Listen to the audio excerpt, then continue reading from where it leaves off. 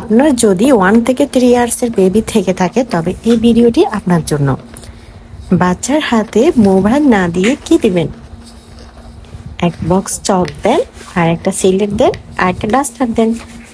বাচ্চা এতে প্রচুর আঁকিবুকি করবে এবং সে এটা মোছামুছি করবে। এটাতে সে অনেক মজা পাবে এবং অনেক সময় সে ব্যয় করবে।